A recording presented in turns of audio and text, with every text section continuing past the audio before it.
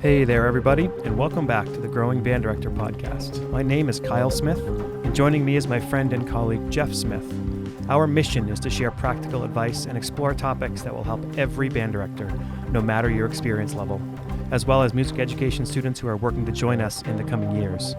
Together, we will discuss many aspects of a well-rounded band program, but most importantly, we will discuss concepts that help us all improve our own programs each and every day. Always remember the famous quote by Ray Kroc, "When you're green, you're growing, and when you're right, you rot." Let's get started.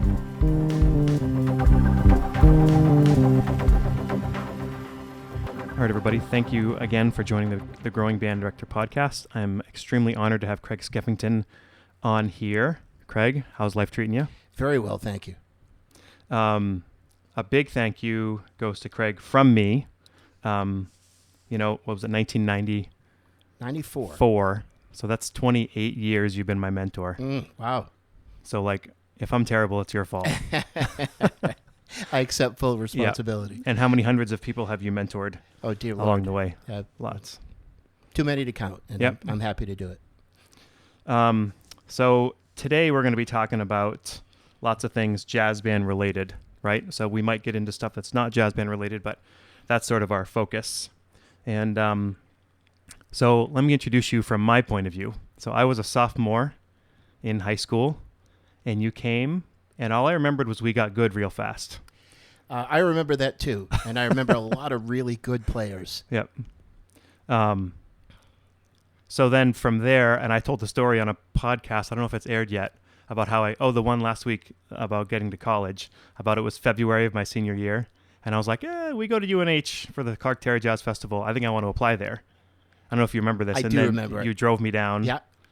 So thank you for driving me down. I'm not sure I said thank you at the time. But it's fine.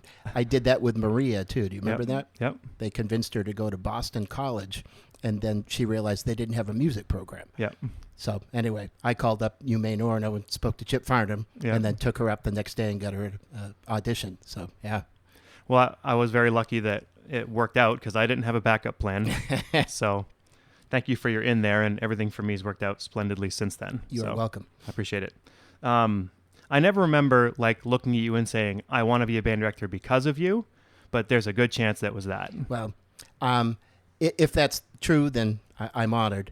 I remember I've had the same, David Saucier was for me, Don Stratton, who you know a little bit, Terry White, Stan Buchanan. So there's been a bunch of older teachers that I had when I was younger coming up thinking, I want to do that. So let's talk about your story a little bit. Boy, this is where do you start? Right. I'm originally a saxophone player. I started on saxophone in the elementary program in Old Town, and was really terrible. I was just really bad, and I quit. Luckily, David Saucier came. He came back to town. He was about a block away, and he saw me riding a bike one day, and he said, "Hey, you're the Skeffington kid," and he says, "You're going to play in band next year." I said, "No, I'm not." So he must have talked to my mom and dad because I was back in band. I couldn't even quit. So I couldn't do anything well. And so later that year, he says, "I need you to play in jazz band." I said, "You have to be kidding me." And there was something about jazz band. We played a song called "Sunday Drive" by Jay Chataway. And you probably recognize the name Jay Chataway. Okay. It was kind of a mindless grade 2 middle school rock band piece. But I liked it. And I was almost embarrassed to admit that I liked music. And I would take, that was like the breaking point where they didn't have 8 tracks anymore. They had cassette tapes. So I took the cassette tape home and I practiced my saxophone to Sunday Drive, and it drove my parents crazy. But, I was whatever. Mm-hmm. So that was it, and that was like the hook. And I was a musician. Yeah. And all through, and I know you did it too because you were a tennis player in high school. Mm-hmm. It didn't matter. I loved hockey. There was no way I was good. You can't play in band. We've got hockey. I mean, I was like, I'll go to the halfway point in the game. I'm leaving. I'm going to go play with a band. Yeah. And I was obstinate about I was going to do the things I wanted to do. Mm-hmm. And so stubborn would be a good word. Okay, obstinate is a 50-cent college word, but yeah, same thing. So then where was the switch to trumpet? My sophomore year, 7 through 9 was middle school, 10 through 12 was high school.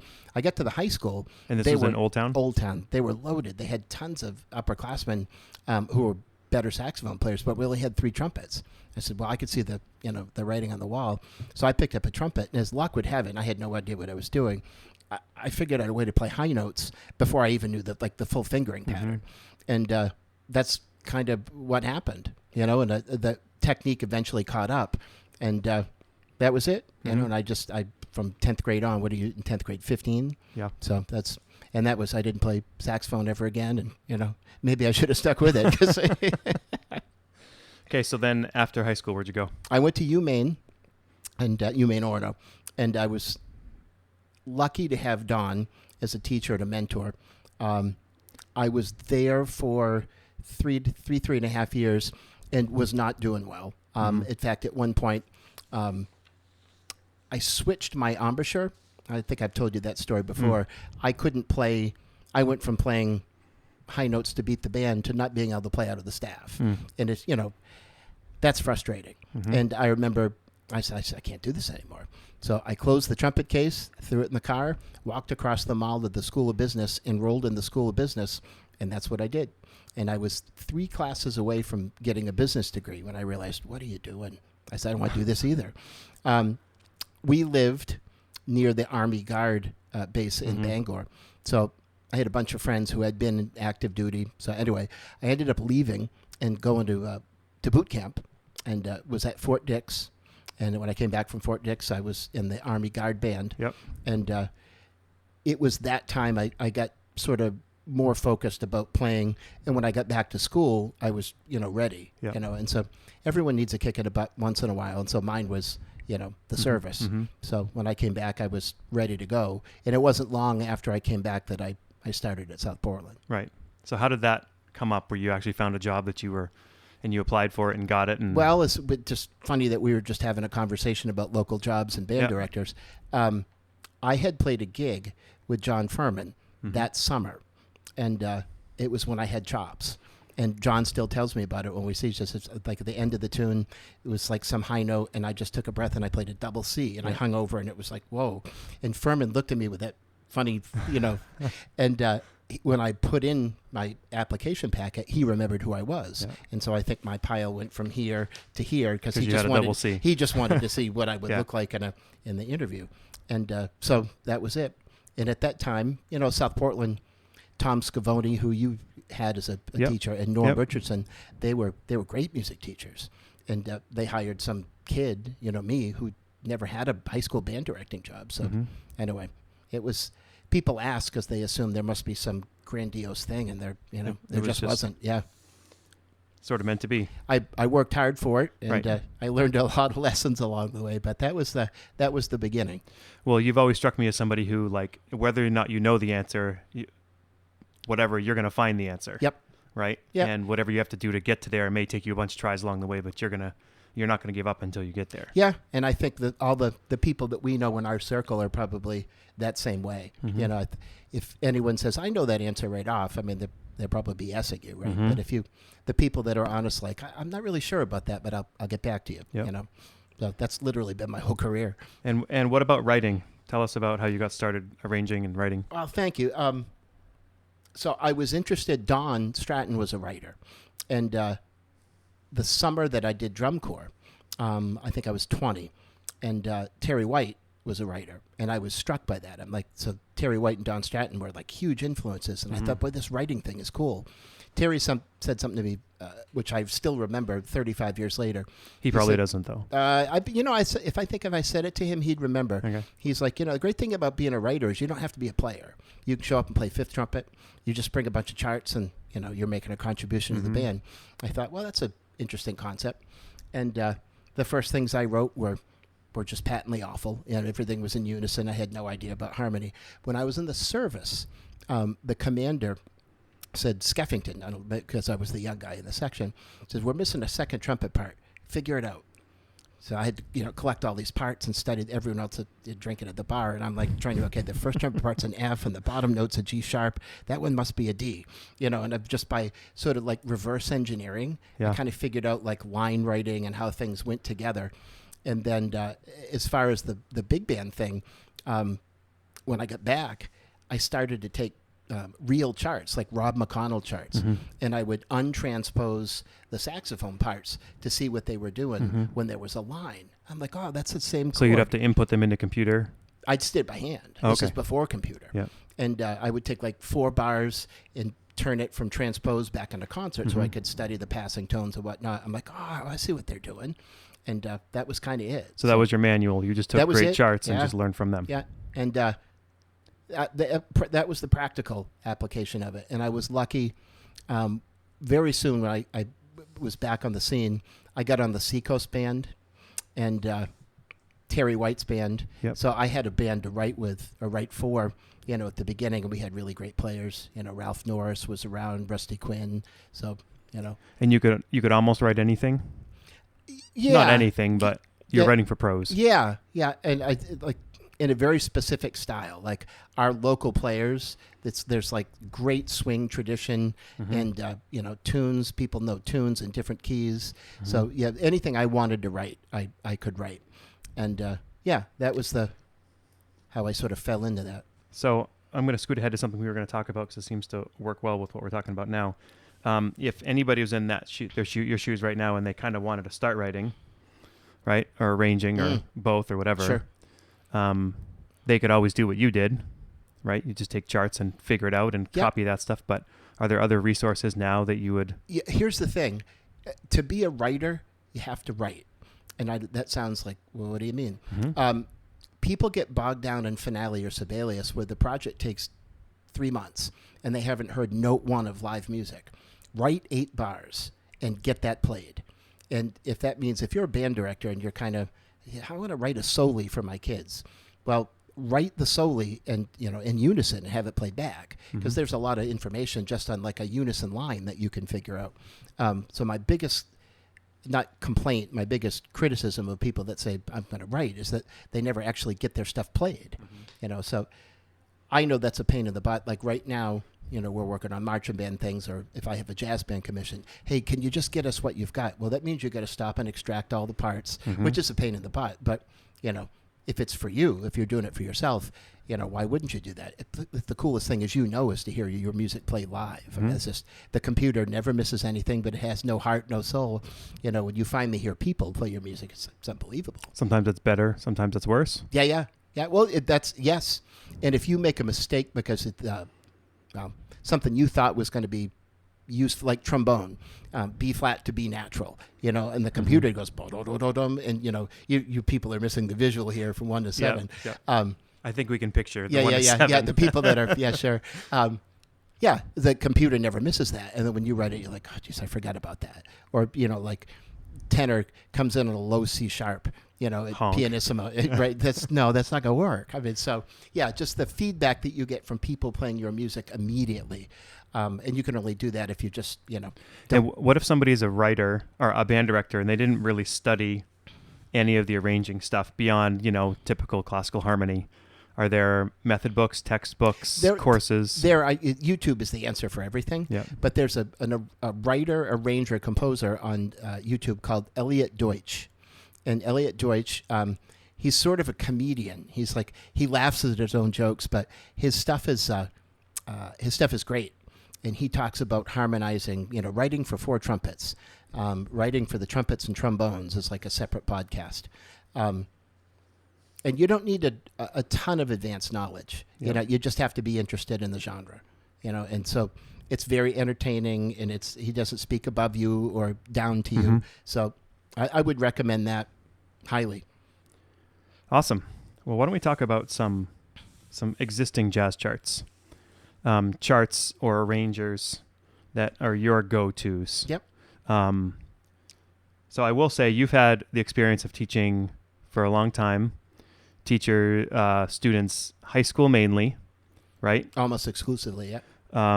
But sometimes you have a second band at the high school, which really of a middle school level because they're on new instruments or they're just newer or whatever. So the kids are maybe high school, but you're used to teaching everything from...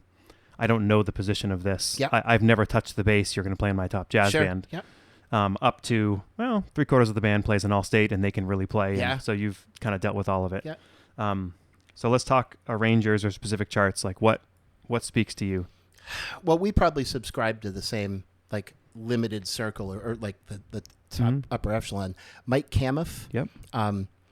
I know you mentioned writers and charts, and so sometimes at my advanced age, it's hard to remember like which ones they did. Yep. But Mike did Stompin' at the Savoy this year, and Mike has a great sensibility of like writing things on old standards, but with a new either harmonic or modern twist somehow. Come off as K-M or K-A. K-A-M-U-F. Yep. Some people say Camuff, some Camuff. I think it's Camuff. Are most of them the Green series from Alfred? Supposedly grade 2. Yep. But he's almost exclusively 2 or 3. He's in there. And he's successful because they're limited in their house to how many new charts will come out every year. And they gave him like 2 or 3 every year. But the thing is they sell and they're great.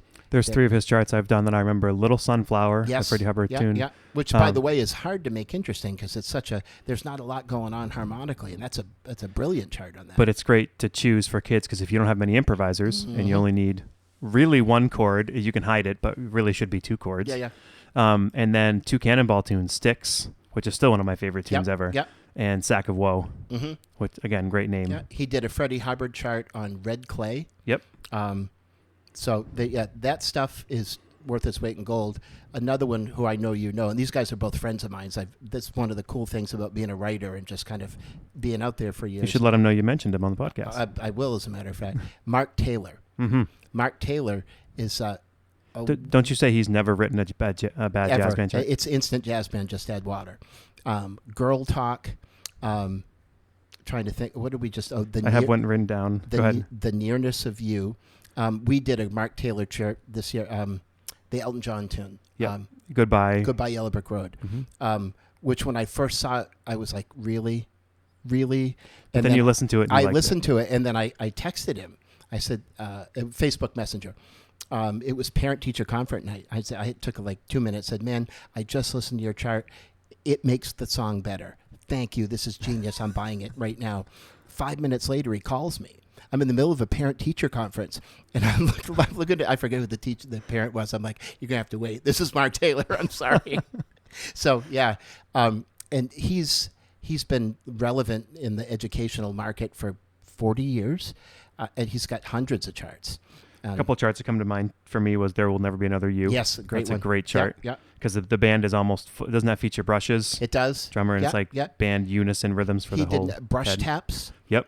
Which is another sort of drummer feature thing. I have down Creole Love Call, which to me is money. I don't know if you've done that chart or know it, but I have the chart, and that's like another in terms of charts. And I know because I've seen your programs for years. The Hal Leonard Young Jazz Ensemble the white classes, cover. the white cover, those are brilliant because they're standards and they're in the original key, which is great. Yep. And he does all those. I like that chart because you're playing Ellington, right, as a ballad, which is hard to find, especially for young bands. The ballad's the hardest one to find. Yeah. So it's kind of like second line, kind of not, right? It's that New Orleans dirge. You're checking a lot of boxes. You're checking off like the old style, exposing the kids. You're doing the ballad thing. Yeah. You need is a trumpet and a trombone player, really. Yeah. And a bunch of cardboard cutouts. Yeah. So who else? Obviously, Michael Sweeney. So Sweeney, I'm not so knocked out only because I'm not sure I know that many young jazz band charts he's done. I mean, I love his concert band stuff. I'll throw 3 out real quick because they're on my mind. All Blues, which again is a middle tune, which I think is great. And the other 2, one is on Caravan and one is on Afro Blue, and they're all in this grade 2, 2.5, and they're all killer. Yep. I knew it just hasn't fallen into my kind of circle of what I do. Chris Berg, I was thinking about this. We did Recordame, and Chris is known for the funk series, all those chicken charts. And full disclosure, he's a friend. Yeah, both of ours, right? Yeah. But some of those charts are just absolutely killing. His chart, Feather Report, is one of my favorite pieces of music, let alone high school big band. I could listen to that on YouTube or Spotify. If people just go on J.W. Pepper and put in Chris Berg, Krisberg, and look up the titles, you'll just laugh. Yeah. Because there's so many chicken references. Yeah. And every year we've hung out before and tried to think of new hanging things. with my peeps. Yeah. So those are great. And here's maybe not the last one, but the one that really stands out. Terry White. Yes. Terry's charts for a young band are just magnificent. And if people search up his stuff online, they'll find lots of it. Yeah. But if they also reach out to him, he's got, I mean, how many hundreds of charters he's... Well, and so the funny thing is, it kind of like me, I got published in 2005, like for the first time by a big publisher. Terry's been a writer. He was a mentor of mine, and that was 20 years before that. Yeah. So anyway, they think they discovered Terry White, but Terry's been writing for ages, right? So yeah, and he's got stuff in all the genres now. He writes marching band, he writes wind ensemble, he writes young concert band. He's got tons of grade 2 and grade 1, 2, and 3 jazz band. It published by tons of people. Yep. So yeah, minor chant. He's got Misty. There's a lot of like Lou Donaldson. Yeah. What's that? Foot patent time, which I've done. The post bebop, hard bop era, that kind of sensibility. Really funky tunes, but Mamacita. Yeah. He did what was the Coltrane tune, Mr. PC, and like stuff at the grade 1 level. Yeah. That gets played. I mean, he's had a lot of pieces played at My biggest pet peeve for grade 1 is the trombone parts. Like, they won't write trumpet above C, but they'll write trombone to high D, or you know what I mean? That's funny. Yeah. I just had a chart that was taken, shameless plug, by Kendor called Run. And he said, I need you to redo the trumpet part. It can't go above an A on the staff. And so I said, well, I'll figure that out. It's a little hard because it's the melody, but whatever. Then I looked and I'm like, well, my second trumpet parts were G on top of the staff. And the first trombone part went to F sharp, which is like the hardest note on the trombone. Right. And I'm like, so it made me think, okay, even though everyone's guideline is the first trumpet part, it's the brass section, right? I mean, you have to, that's a key in picking quality music that will fit your kids, is like every part is sort of like in that right register for them. So know what your kids can do, and then check out all the parts before you actually hand it to him, hand it to them. And Dale Perkins told me this one time, and I'm sure he's told you this as well. He has a band director who used to come up, and he would look at the parts instead of the score, because he wanted to see what the kids were going to see on the parts, and you see the piece differently rather than reading the score. Totally. Yep. When he was choosing the piece. Yep. I have a couple pieces I wrote down that I would like to share as well. Fat Cat by Doug Beach. I mean, to me, that's like, it's so good. Yep. Another friend. Yep. We've had him up to me. Come Fly With Me, or anything Rick Stitzel's done. Rick Stitzel's young stuff is so good.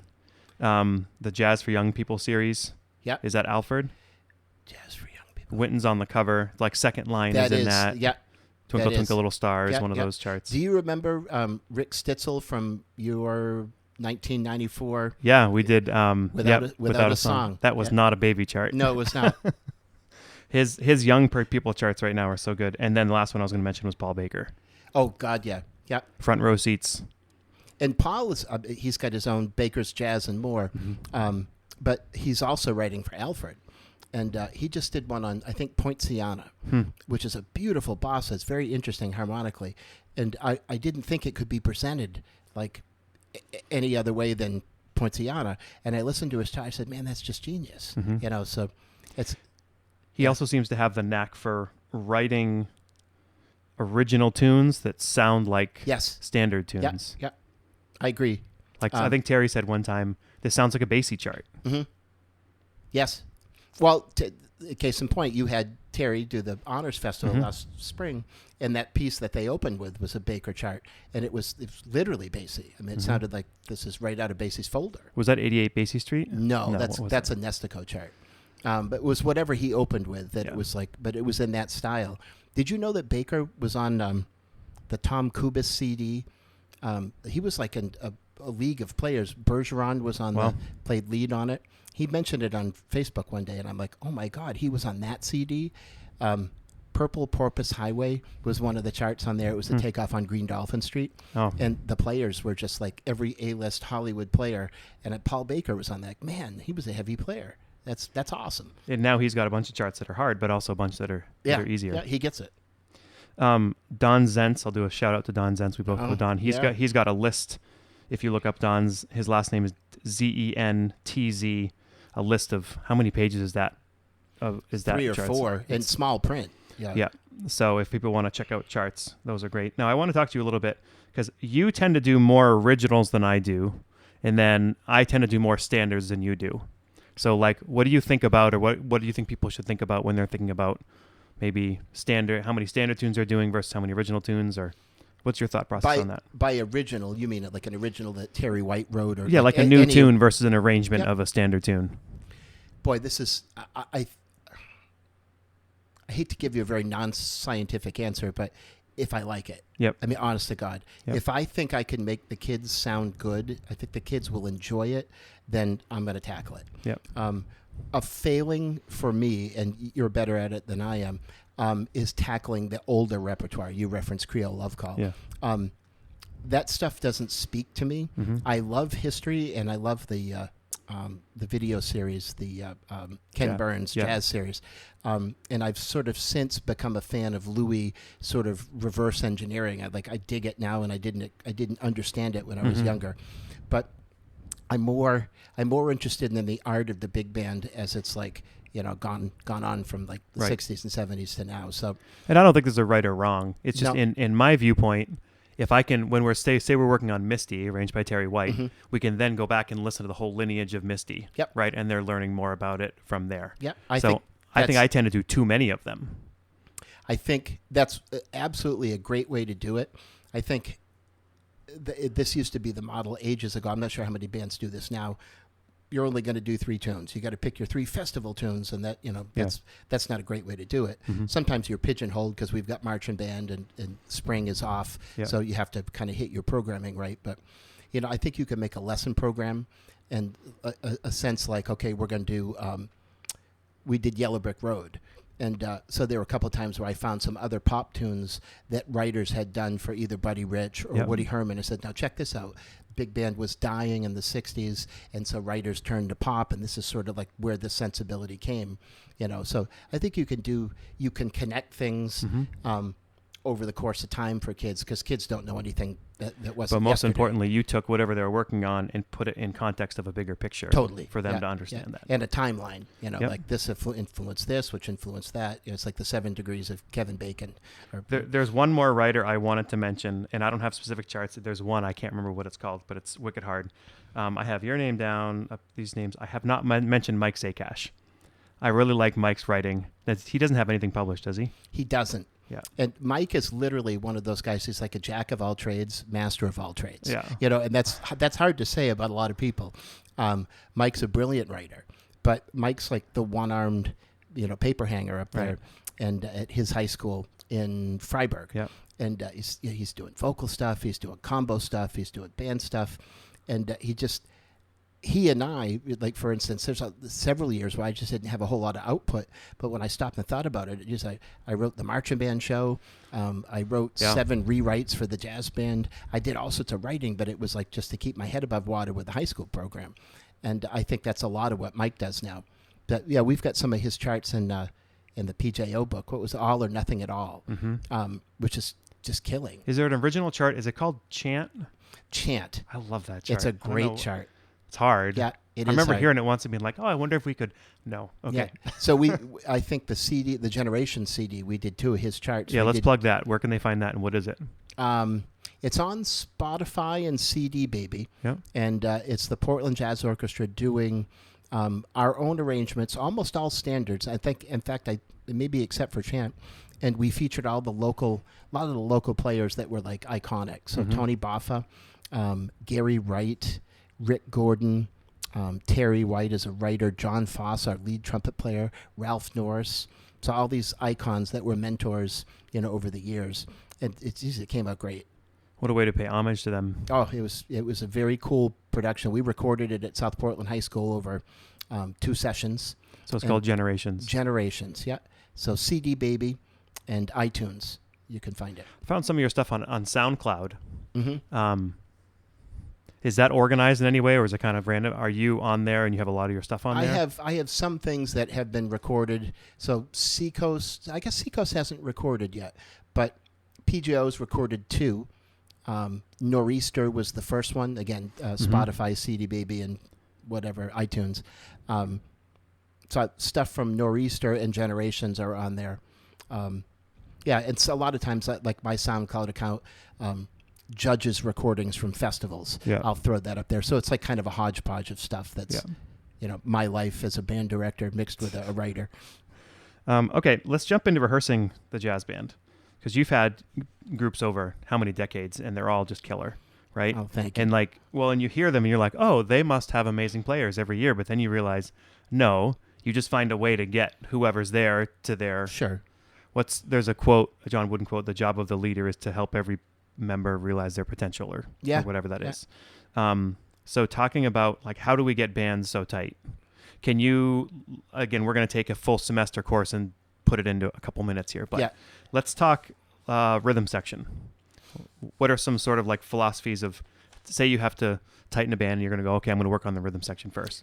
Well, I think if I were working with somebody who was wanted to be a good jazz band director, just fresh out of college, had band chops, but had never played in a jazz band, I might play in something. Like band A, band B. Band A is kind of struggling, inexperienced. Band B is swinging out the door, and said, "What's the difference?" And the drummer.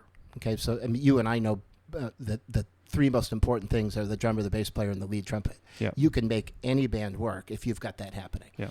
And so, I think the first thing is drums. So you listen to the drums, and the idea of filling.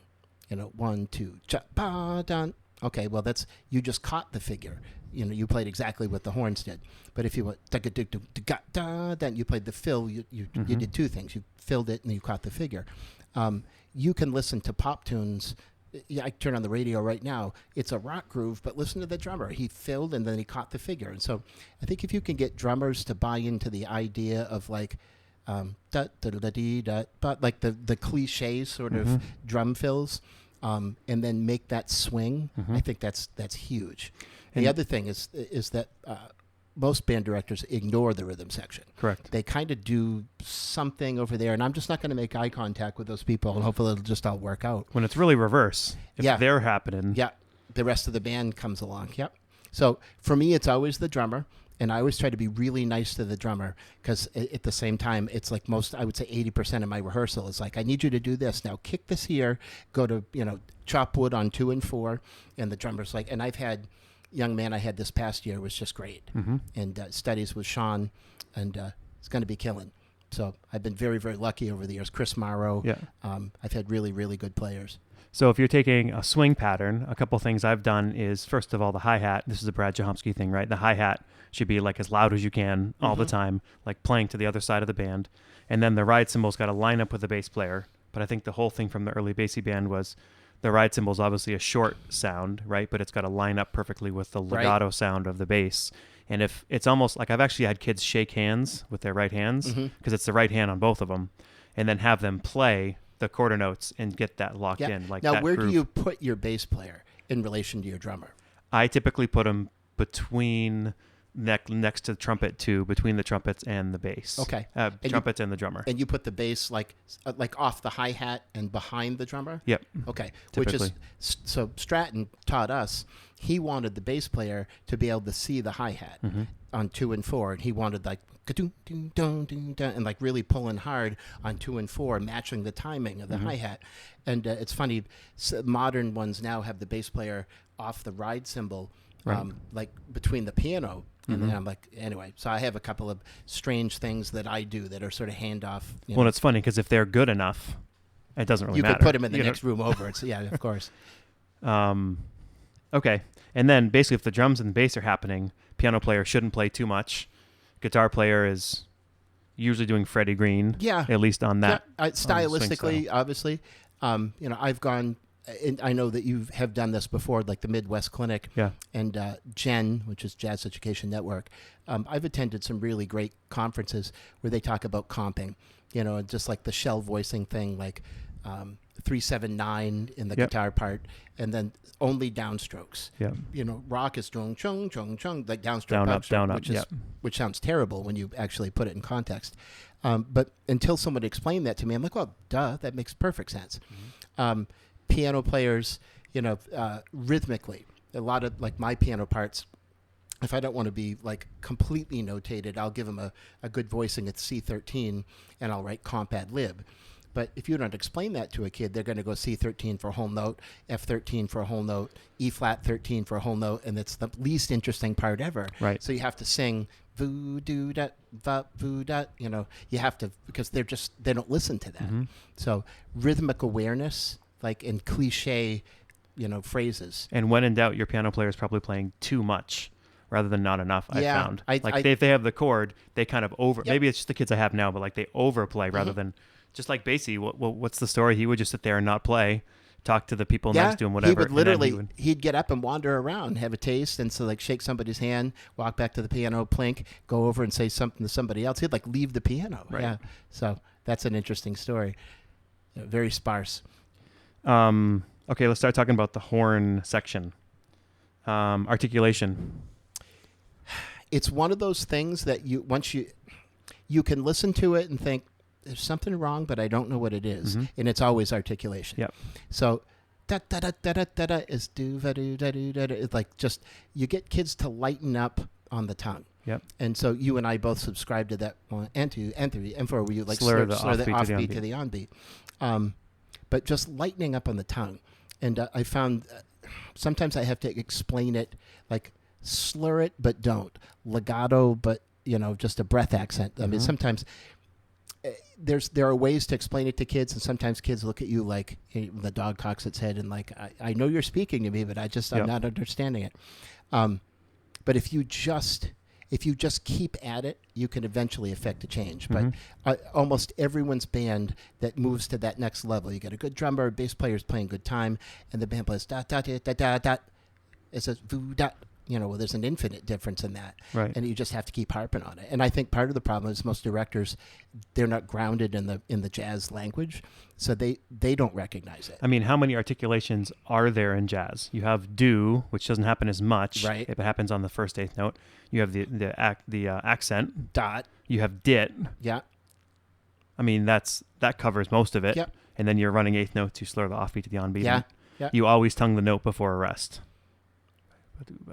Yeah. Like the hanging eighth note thing. Yes. And so many times, but a lot of publishers don't write that stuff. They'll slur the entire thing And so how about this? So this is like the sideways accent, which is like a form of marcato as opposed to the teepee. Mm-hmm. Well, there's a bunch of the people I write for, they'll say you have to do all your articulations over again. I'm like, why?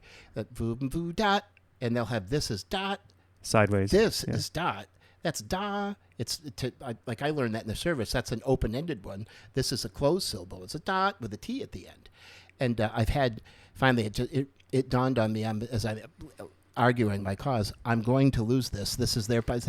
Yes, I'll change all the articulations. So, but when I teach it to my kids, this is dot, da, But most importantly, go through the whole score. And if you don't know what it's supposed to be, if it's not there, write it in the first part. So, and take the time to say, kids, get out your pencils, write it in this way. And you do it enough over the years, and it becomes the culture.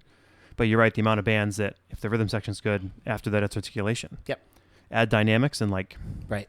You got a band. This most anyone can subscribe to. I can make it in tune. You know what I mean? And I can fix the rhythms. So I mean rhythms, but that's kind of like the building block stuff. I mean, getting to that next level of like trying to get the band as happening as it can be. I mean, I think we're going to also write notes, check, write rhythms, check, in tune, check. Okay, but where do you go from there? And that's the things that we were just talking about. I don't know when I learned this, but that when the saxophone section plays as a section and the trombone section plays as a section, trumpets plays a section. But then you have this, I heard Ellington started this, where it's like Barry starts playing with trombone 4, and then alto 1 starts playing with trumpet 1 and trombone 1, right? Like we call it vertical alignment. Alignment, yeah. So how can you tell, how do you teach it differently if it's like alto 1 pairing up with trumpet 1? How do you teach that differently versus... alto 1. I think I know what you're asking, and as a writer, and I know you've done some writing, oftentimes it's like Control C, Control V. Like if you do a voicing for the saxes, oftentimes that voicing is the exact same thing as the trombones. Or if you do like a line, the lead trumpet line is the alto line. So a lot of times you can get that vertical alignment. I do it for pitch more than anything. Okay, like trumpet 2, you're with alto 2. In so like alto 2 on a high A is sharp like a mile. So I usually use that sort of alignment system. I figure out where the doubles are in the writing. And I feel you can really clean up pitch issues like that. And I feel like the trumpets don't need to know that as much because they can't hear in front of them as well as the saxophones can hear behind. Yep. Right. So it's more like alto. I find myself alto 1. All right, you're leading here, play out, versus get into the sound. More to that point, the tenors who are doubled with trombone 2 and 3 or 4, back there, the fourth position is negotiable, and they're like kind of all over the map trying to find it. But the tenor player in front is like, I can hear it, and I'll just find you. So, or oftentimes you tell the trombone player, listen to the girl in front of you. She's got the you match that. Okay, great. So yeah, and stylistically, this is like an Oberholzer thing. You'll have like all the lead players tune like right down the middle, and we subscribe to the same things like. All the sense of style and articulation you're going to get from the lead trumpet player. That's if it's in a full ensemble, and then whoever else is, if it's a sax section, obviously you're going to get from alto 1. But yeah, so as long as we're back to bass drums and your first trumpet player. If your first trumpet player understands foo va doo dot, and nice light articulation and tongue the offbeats and the last note after a rest, you can make that work. So this is sort of to that point. I like unison exercises. Where everyone, even the third trombone player, has to play the line. And just don't make the line crazy, but everyone plays some sort of swinging line that requires some sort of jazz articulation. That's like the same thing in a trombones in a marching band chart. They play 17 whole notes in a row and then do-dot, as opposed to like everyone else has got something to do. So I think introducing rhythmic concepts and, demand. And speaking on trombone, if they're doing that, if they have those running eighth notes, how do you teach? Because they can't slur the offbeat. So what do you have them do? Just legato. It's just ta-da, ta-da, ta-da. Yeah. And it's just, this is sort of like the same thing with bass. Like a dum, dum, dum, dum. I have to teach bass players, make all of your notes as long as you possibly can before you give up the string. Ba-doo, doo, doo, doo, doo, doo, right? So trombones will like really hammer, or they won't do it. They go, duh, duh, they don't bother re-articulating. They just like, fall, glissando into whatever next thing is coming. And again, that's sort of like teaching the back articulation thing. It's like sometimes the kids don't even know they're doing it. Yep. So just legato. And I think that's it's a misconception. I think people don't understand that they don't slur. It's like a faux slurring technique that's exclusive only to trombones. Yeah, but if you listen to them, they're doing it wrong. Yeah. Yeah, Right. It's, again, you can tell there's something funny with that band, and I'm not sure what it is. And when you hear them, okay, good, we're going to fix And that. if you hear your kids and you're like, they don't sound like they're recording in any way. Yep. And if you don't know what it is, ask a local band director. Yeah, no doubt. Or email Craig Skeffington. Or find him on Facebook. Okay, so you make changes to charts a lot. Yep, You're like, I do. Cut and paste and add this and take that out. And let's talk about form. Right? Say you wanted to make a chart shorter. Yep. Say a chart is just too long and you want to make it shorter. For somebody who doesn't know how to do that. I generally have not done it to make it shorter. I generally have done it to dance around a problem. I'm going to say this before I get into that. The idea of like, when do you change a chart and can you change a chart? So my understanding is like, if you do something that doesn't in any way, shape, or form change the arranger's intent. Like if the turnaround was D minor 7, G7 flat 9, and you thought, no, I really like E flat minor 7 going in, and you just revoice the whole, that's not what the arranger wrote. Right. But if I remember doing a couple of Camouflage charts, there was this interaction between the drummer and this stop time with the band that just wasn't going well. And we had done several rehearsals on it, and we were getting close to crunch time. And so I studied for form. I figured, okay, there's the A section, 45 is the B section. Okay, I'm going to cut from 45 to 65. So basically, you just study the form. A typical form is AABA or ABA. Or a blues. Or a blues, yeah. So whatever the form of the piece happens to be. And I've also done, and again, on some of Mike's charts, I didn't care for the ending. So rather than play the ending, oftentimes, what's a tune? An intro and an outro. Outro is, sometimes it parks on a fermata, sometimes it's da-dun, and it's over. So we've actually gone back to the intro on several tunes and used the intro as the way to get out of a tune. I've even done that with, festival tunes with my top band. That intro is way hipper than the ending. We're going to use in fact, that's how we got out of Yellow Brick Road. Yep. So anyway, You can also revoice if it's just too high, especially on the brass. Well, that's the classic one right there. And so the other thing too is everyone like falls in love with the trumpet part.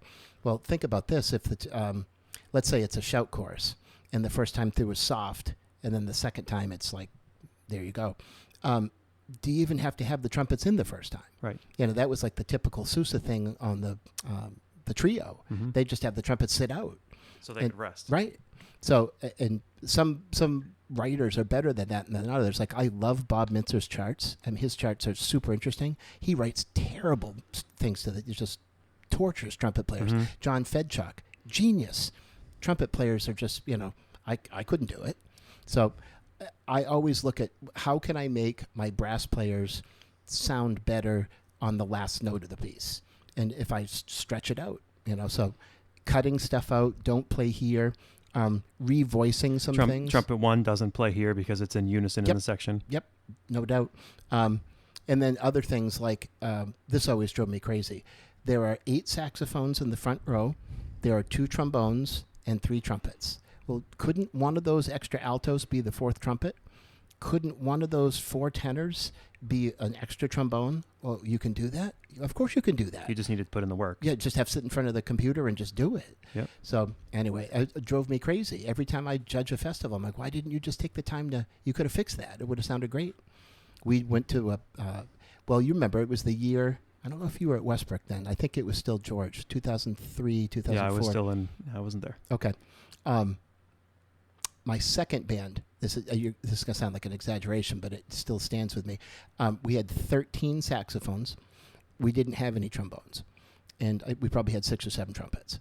So I had a bassoon playing trombone 4. I had some tenors playing and then I think a flugelhorn I robbed to play trombone 1. So somebody said to me after that, one of the judges, if you didn't know, you wouldn't know. I mean, it was, and I love that. I was like, I solved the problem, and the kids didn't know, nor did they care. And they performed better, and your band got credit for it. They absolutely did. So, I'm thought of a Jeff Priest trick, right, on the shout chorus or whatever. If you want to make the parts easier for brass section, he and Cheyenne. I think I know where you're the going. Middle school, Let's go ahead and say many times we'll take the lead trumpet part and just put it in octaves in trumpets and trombones. Can I ask you something? Yeah. Where do you think he got that? You. Yeah. Wow. Beautiful. So if you do that, then all the brass have octaves, and then the saxophones, who have no problem with harmony because they're keyed instruments, then and nobody would even know. Nope. Yeah. But the brass sounds very mighty. Yep. Yeah, octaves, as you know, that's like marching band 101. How do you make a band of 20 sound like 40? Put everything in unison. Mm-hmm. Then it okay. Because sometimes the pitch can get squirrely but still, yeah, there are so many little things that you can do.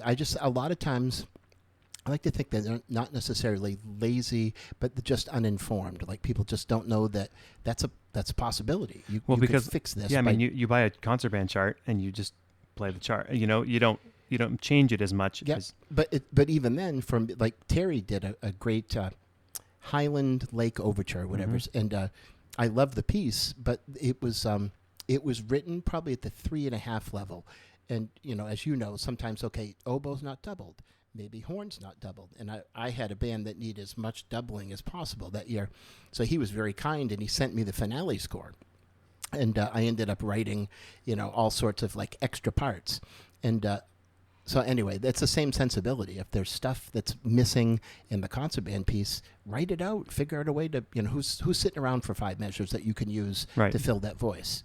So, actually, I enjoy that challenge. It's like solving the puzzle. Yeah.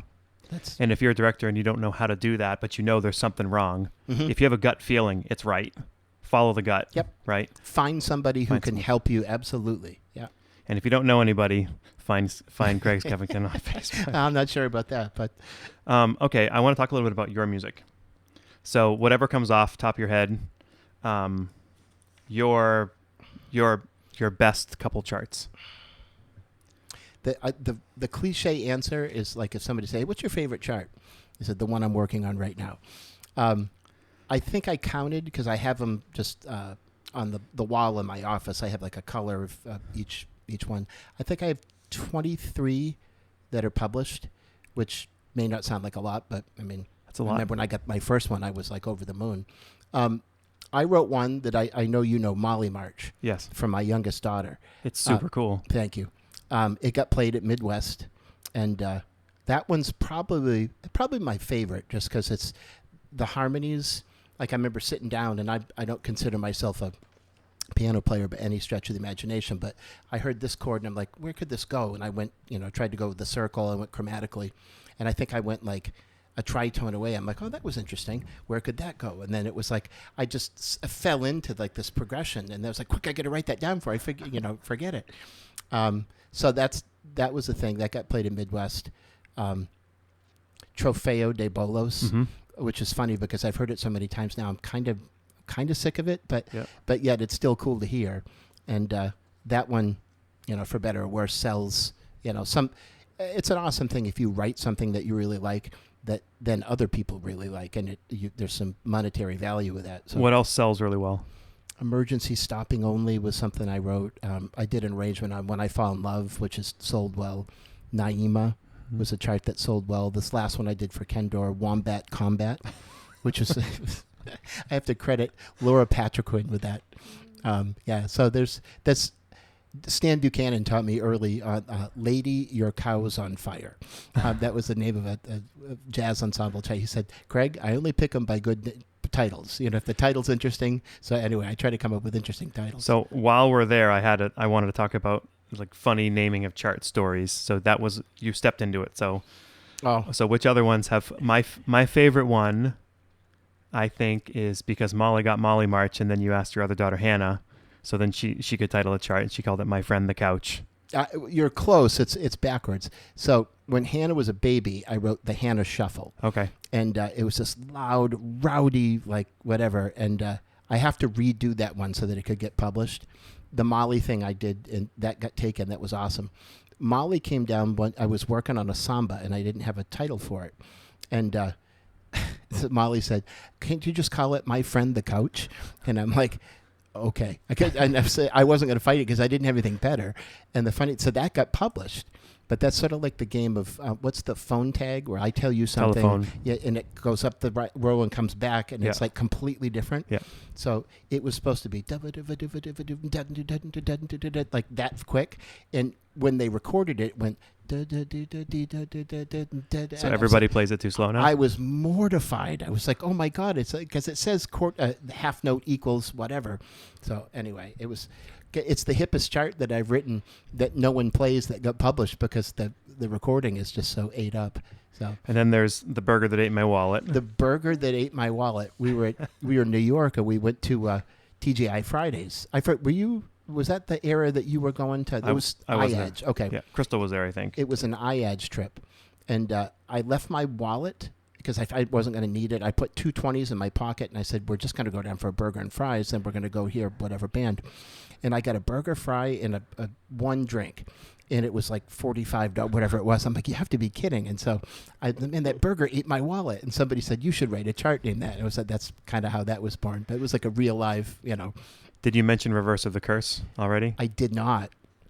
That one, I was trying to think if I think that got played at Midwest. That was when the Sox won the series for the first time in 2004. So I thought, and only people that are Red Sox, fans really, truly appreciate that. Yeah. And and Terry is like this now too. We both have a body of work now that hasn't been published. I just did a chart on a Sting tune, Ivan Lynn's, She Walks This Earth. Yep. I have a bunch of Saida's Song Flute, Coltrane, that I thought were surefire, like this is going to get published, and you spend all this time on it, and it takes 2 seconds for a publisher to read it and go, yeah, we're not interested. So, I've got 15, 20 other charts that are publishable that just haven't been, grabbed. And if people want to buy them?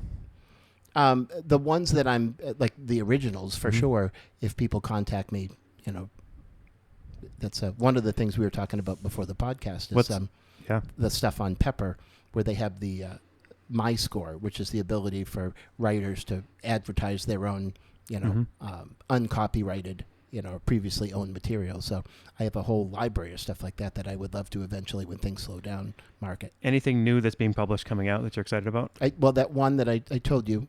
So Kendor got sold. I don't know if you knew that. Excelsia bought Kendor. And they're also taking over because Kendor had Doug Beach. So those Excelsia, Kendor, and Doug Beach are now under the same roof. Peter Blair, another writer who writes really well for educational. Yeah. Peter, I had sent charts to Peter as Excelsia's publications guy. So he got back to me this summer and said, okay, the ones you sent, I want this one. It's a shuffle that Old Town commissioned years ago when David Saucier retired.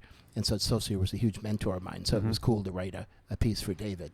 That's awesome. Yeah. So that's the one. And funny that you say that. My head is spinning. I'm like, that's like, I got to get that one done. That's like, I still have those charts at that level. You're supposed to write solos. It's like one of those things. Written out solos. When the kid's in front of you, I don't want you to read that. Go improvise your own. But they want you to write it, just so you've got that safety blanket, in front of them. What about requests? Are there common tunes or things that people ask you to write? No. I mean, I spend more time, like last year, Sanford played, and they were doing a piece that I had done in combo. So I said the band director, unsolicited, I said, listen, I did a bunch of harmonies for this. They were doing like lead lines. Yep. And I, free to just take them, And so when I heard the band at the festival, they had used the harmony lines. So that kind of stuff is cool. I mean, I've got a million things, and I'm sure it's like you've been teaching forever. I have sections of like charts I've started. I have this kick and samba that I've started that's about 1.5 minutes that I just haven't had time to sit down and like make it go somewhere. I have a chart on that's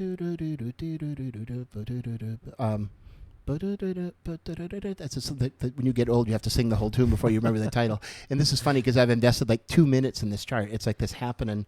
There is no greater love. And, yes. But it's a funk. And then it swings on the bridge. And it's totally grade 3.